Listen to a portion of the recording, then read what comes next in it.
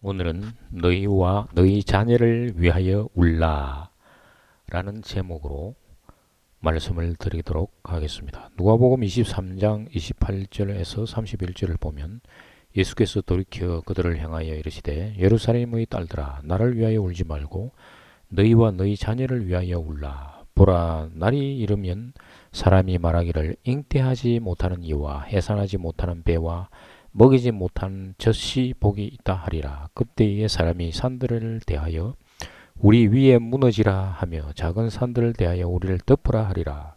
푸른 나무에도 이같이 하거든 마른 나무에는 어떻게 되리요 하시니라. 이 말씀은 네 복음서 중에서 오직 누가복음에만 기록되어 있습니다. 예수님께서는 그 여인들에게 나를 위하여 울지 말고 너희와 너희 자녀를 위하여 울라 하셨습니다. 예수님은 하나님의 아들로서 세상을 구원하기 위하여 오신 메시아시며 그가 십자가를 지고 가시는 길은 그를 보내신 아버지께서 주신 사명을 완수하는 영광의 길이었기 때문입니다. 그는 장사된 지 사흘 만에 다시 살아나실 것이었기 때문입니다. 문제는 예수님이 아니라 예수님을 따라오는 여인들이었습니다.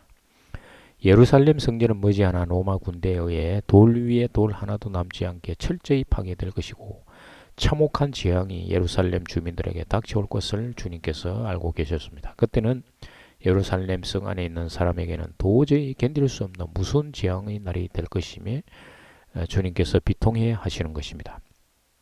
머지않아 예루살렘에 닥칠 그 재앙의 날이 되면 사람들이 말하기를 잉태하지 못하는 이와 해산하지 못한 배와 먹이지 못한 젖이 복이 있다 할 것이라고 예수님께서 말씀하셨습니다. 원래 아이를 잉태하고 해산하고 그 아이에게 젖을 먹일 수 있는 것은 히브리 여인에게 있어서는 하나님으로부터 받아 누리는 최대의 행복이었습니다. 그 반대는 그들에게는 저주받은 인생과 같게 여겨졌습니다. 그런데 머지않아 닥칠 재앙이 얼마나 크고 무서운지 피할 수도 없고 그 아이들을 데리고 숨을 길도 없으며 그 아이들을 먹일 수도 없고 그 아이들이 겪을 고통을 참을 수도 없으며 온 식구가 함께 그 재앙을 당하기가 너무나 고통스러울 그 시기에 사람마다 차라리 아이들이 없었더라면 이라고 단식하며 아이 없는 사람들 부러워할 만큼 비참한 상태에 놓이리라고 하는 말씀입니다. 그러나 이것을 직역하면 그렇게 생각을 할 수가 있지만 율법과 복음이라는 차원에서 보면 다른 의미를 갖습니다.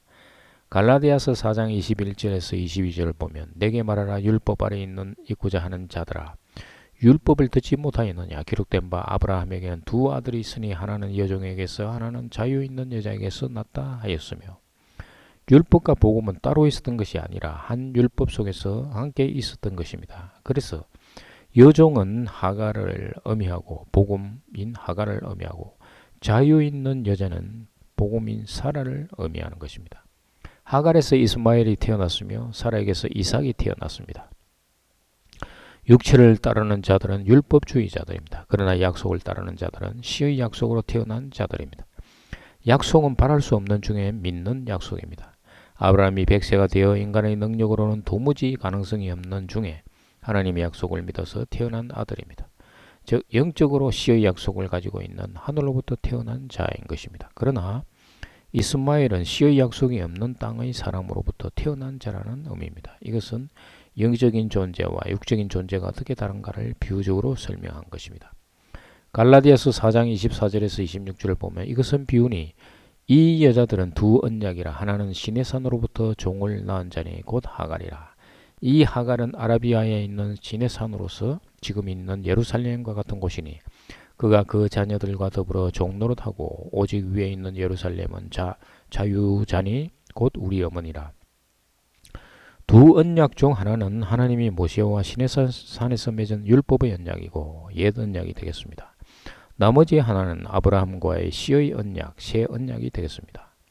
하갈은 이스마엘을 시내산에서 낳았습니다.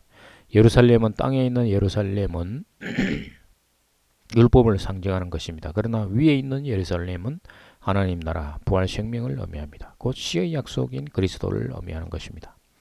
시내산과 예루살렘은 하나님께서 임재하시는 곳이었습니다. 그러나 백성들은 모두 율법에서 벗어나지 못했고 백성들은 하나님을 만날 수 없게 된 것입니다.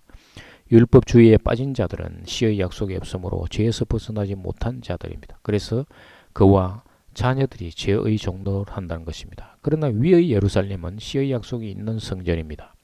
성도의 심령 안에서 호로고서 말씀이신 그리스도가 함께 할 때 심령 속에 성령의 역사로 새 성전이 들어서게 됩니다.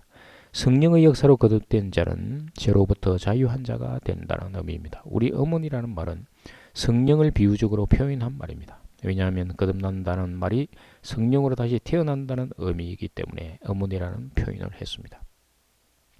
갈라디아서 4장 27절에서 기록된 바 잉태하지 못한 자여 즐거워하라.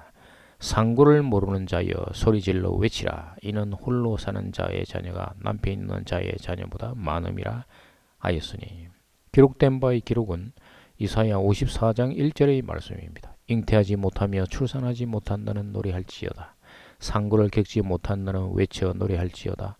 이는 홀로 된 여인의 자식이 남편이 있는 자의 자식보다 많음이라 여호와께서 말씀하셨느니라.